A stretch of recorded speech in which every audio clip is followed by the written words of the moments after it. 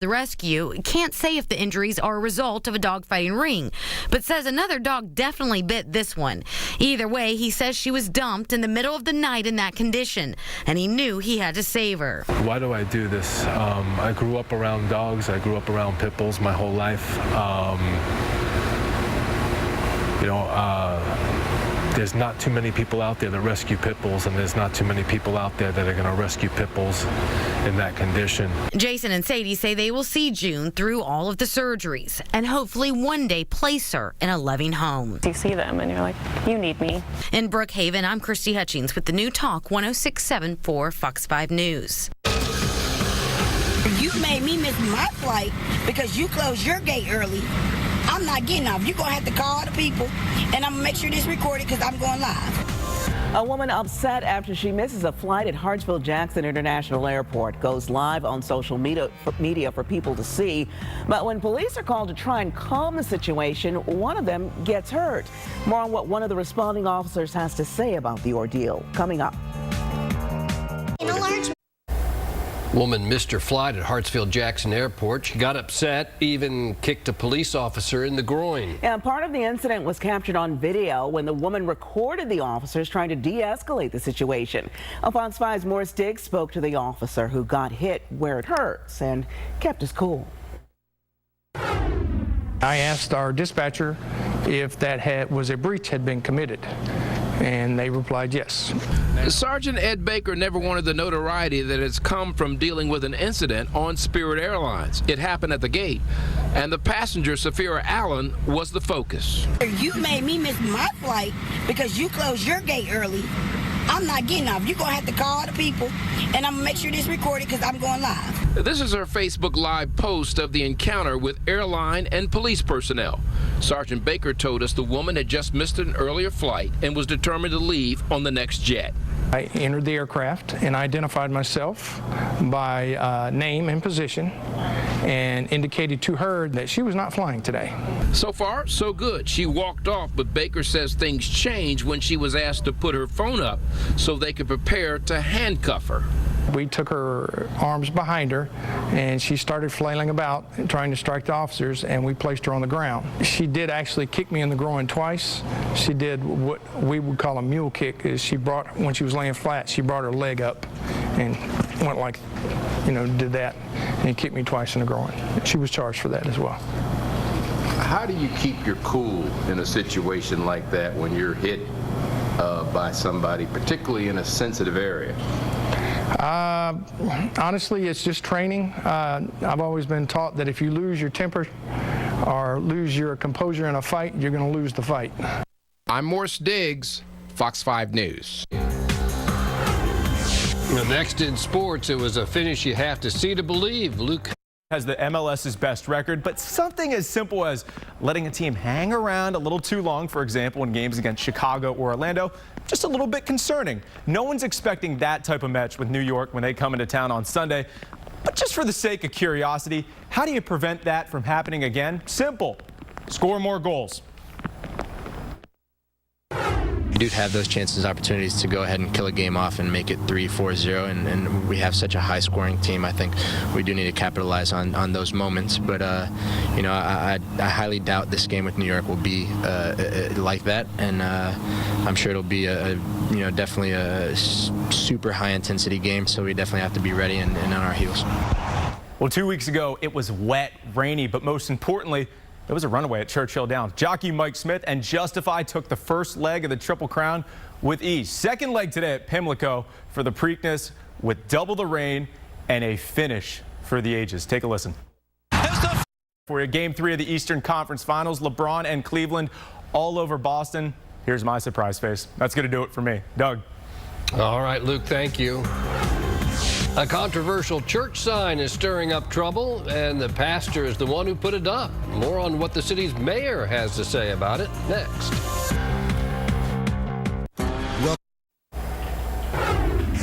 A mega church plans to open a branch in one of Birmingham, Alabama's poor neighborhoods, and a black pastor there is not amused using the sign outside his church to proclaim black folks need to stay out of white churches. Now, the flip side of the sign reminds anyone who's forgotten that white folks refuse to be our neighbors. The controversy was sparked by the decision by the 40,000-member Church of the Highlands to hire a black pastor and create a branch in a high-crime neighborhood. Reverend Michael Jordan, who put up the signs, calls the effort plantation religion. As you can imagine, all of this really has people talking. Because it can bring a lot of people closer together, because everybody gonna start expressing their feelings. And when everybody see how everybody feel, everybody can get on the same level, and everybody can be happy. Birmingham Mayor Randall Woodfin has entered the fray, saying there's a spirit of racism and division over the city that has to be brought down. An Arizona school has asked students to return their yearbooks because some bad jokes played by some of their classmates. Most annoying, most disrespectful, most likely to bomb the U.S. The school allowed 8th graders to vote themselves as most likely to do something, but the idea quickly took a wrong turn when one student said he'd be most likely to bomb the U.S. In a letter to parents, the school apologized, said it's getting to the bottom of what happened. In the meantime, the school has removed the statements, and they are reprinting the yearbooks. As part of the yearbook club and as part of the faculty and administration, they should be educating the kids. Like, you know what, you think it's funny now, but here's why it's not. And it's with the current state of the world, it's not appropriate to even joke about that kind of stuff. In a letter to parents, the school apologized, saying the statements do not represent who they are and they are getting to the bottom of it. Still to come, a bandit is busted while busting a move. We'll tell you what he was up to when he was caught on camera dancing. Next. The next big thing. A burglary suspect gets busted when busting a move after breaking into an office in Fresno, California. Security cameras captured David Seal using copied keys to get into the building. Once he was in, he started breakdancing in the lobby. Police say he went in and out of the building stealing a laptop and cash, but they were able to catch him. They even returned some of that stolen property. From Fox 5, News Edge at 11 starts now. A community on high alert tonight after police say a crew of armed and violent robbers burst into an apartment and ambushed the people inside. Tonight, DeKalb investigators say one teenager is in custody after the attack. Fox 5's Jacqueline Schultz is live outside DeKalb Police Headquarters tonight, where police are still trying to find the rest of the crew. Jacqueline. And police say that teenager was arrested, was just 17 years old, and they believe he's connected to a number of other robberies in the area. While 2 more are still on the run, police are warning people around the Clarkston area to be very careful when strangers approach your door. I'll make sure I be careful. I got 3 kids. I can't let that happen to me. Parents like Eric Pearson say they're making sure to remind their kids to never open their door for strangers. DeKalb police say violent robbers wielding at least 1 gun burst into this apartment at the Lakes at Indian Creek and held up the people inside. Tell them to lock the doors and not open for anyone. For anyone, yeah. Police say Monday at 2:30 in the afternoon, 3 robbers knocked on a door. As one of the people inside opened it, the 3 rushed into the home and held 2 men inside at gunpoint, one 50 years old, the other 39. Police say the men were forced into the bathroom while the robbers helped themselves to valuables inside, then took off. Authorities say they were able to track down 17-year-old Lual Gang Lual, who now faces home invasion, armed robbery, and burglary charges. Detectives believe he's connected to several other robberies and at least 1 burglary. Next to my apartment, they steal like a computer, and iPhones. Neighbors tell me they've heard of other home and car break-ins before, but this latest violent ordeal has them rattled. Police advise residents to be especially careful if someone comes to your door at night and avoid opening the door until you really know who they are, speaking to them only through the door, a window, or even a Ring doorbell to also capture them on video. That's scary.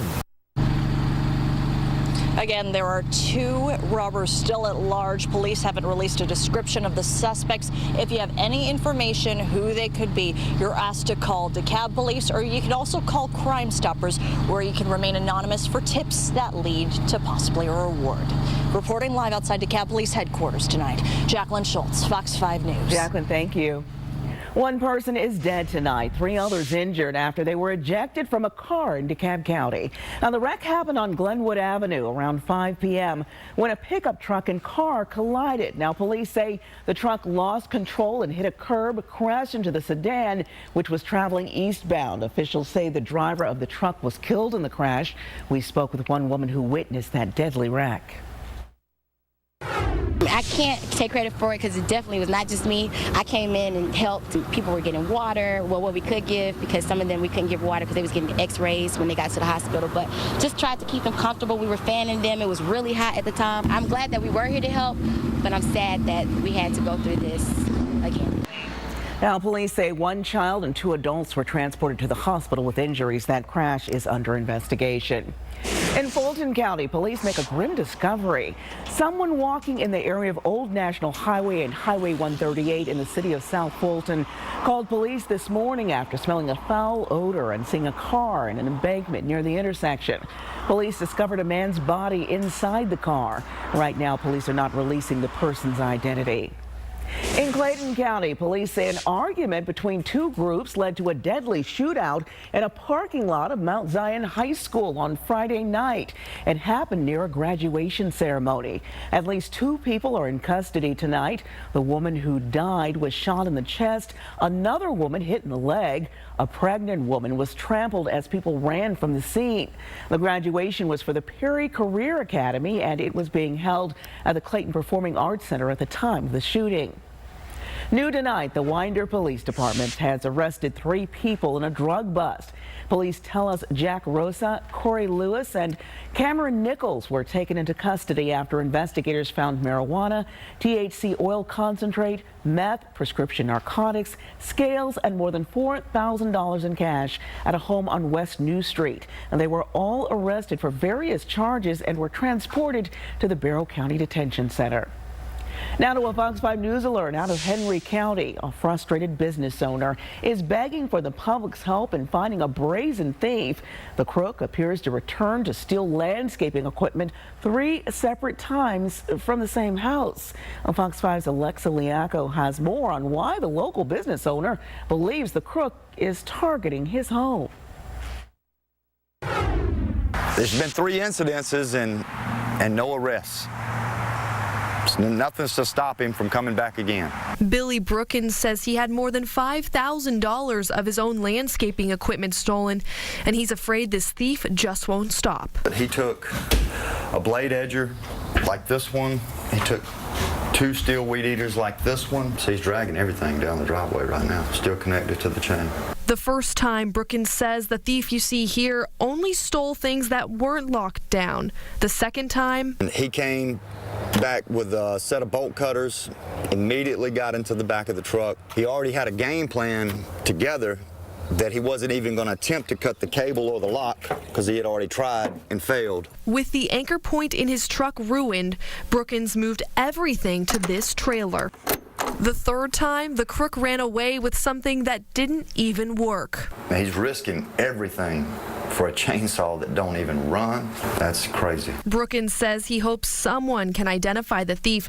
He says came very prepared to get away with this crime. Just from looking at the video from the first time that he came up, that he had been here, he knew, what he was coming after, he knew where it was. But a normal person that would come up, wouldn't go straight to what, they were stealing. They would be looking, for something to steal, if they had never seen or been there before. He says he just can't take one more break-in. It's very, very emotional. When you work hard, especially for your livelihood and the equipment that you use every day to make your living, it's very emotional. Alexa Liaco, Fox 5 News. Authorities in Santa Fe, Texas are learning key details about Friday's school shooting directly from the accused gunman. Demetrius Pagorsis is talking with authorities after being charged with shooting and killing 10 people, mostly students at Santa Fe High School. Another 13 people were injured, some seriously. Now, the shooter reportedly told authorities he targeted students he did not like. Officials say the teen had been planning to commit suicide, but admits he lost the courage to go through with it. Congressman Randy Weber compares the shooting to Hurricane Harvey and says this is just another tragedy they will overcome. We're going to get through this. We will once again laugh. It'll be a while, but we will get through this. Investigators also found journals in his home detailing plans for the attack. Suspected explosives were also found in and around the school, but officials now say many of them were not functional and could not detonate. New on the News Edge, an emotional gathering tonight as local students held a vigil to honor the victims of the Santa Fe High School shooting. The Georgia Student Alliance for Social Justice invited all in the community to attend the vigil at Central Presbyterian Church in Atlanta. Organizers say they are heartbroken over the recent violence and are ready to see change for the better. We must know that this issue is bigger than us. Gun violence is not just the conversation we are having now, and it is not summed up by the instances we have chosen subconsciously or not to pay attention to. This has been happening for years, for decades, and nobody has cared except for now. So all we can do now is change what we have created. Organizers say they will continue to bring awareness to the issue of gun violence and call for a change to stop the deaths caused by these weapons. All right, we've had some showers across the area, and they continue right now. In fact, we have one that's still holding on just outside of Gwinnett County, starting to move over into Walton County. All the activity that was in and around Athens seems to have died off, and you're getting a break up toward Winder, where this shower was parked for quite some time. It had quite a bit of lightning with it and very heavy rain. But there it is right now, just outside of Loganville as you head over into Walton County. That'll soon be fading away, and still a couple of light showers going on as you head up into the North Georgia mountains, especially up toward Rabun County. Outside right now, boy, it is muggy, 77 degrees. Dew points up to 69. Humidity right now at 76%. A light southeast wind coming in at 3 miles an hour. High today got all the way up to 86 degrees. Low this morning was 70, and I think tomorrow morning will be somewhere in the upper 60s to right around 70. So another real warm, muggy start early on Sunday morning. That'll lead to a very hot afternoon with some showers and thunderstorms once again popping up. Outside right now, we've got 67 up in Clayton, out in Athens, 74, 73 in Covington, 71 in Gainesville, 70 in Griffin, 72 down in LaGrange, 72 over in Carrollton. So your early morning forecast, partly cloudy and muggy. I don't think we'll have any rainfall early in the day, but those showers, they'll be rolling in by late tomorrow afternoon. We'll take a look at that, the timing of all that, and have the complete forecast coming up. Sounds good, Jeff. Thank you. Georgia's Immigration Enforcement Review Board sides with Lieutenant Governor Casey Cagle against the city of Decatur. Cagle said the board's initial findings released today to state officials confirm his contention that Decatur's sanctuary city policies violate state law. Cagle filed a complaint against Decatur's sanctuary city policy last year, claiming Decatur breaks state law by threatening officers who cooperate with federal authorities. The report agreed with Cagle's assertion that Decatur's policy prohibits or restricts a Decatur police officer from cooperating and communicating immigration status to federal law enforcement. The board will vote on these findings at its next meeting.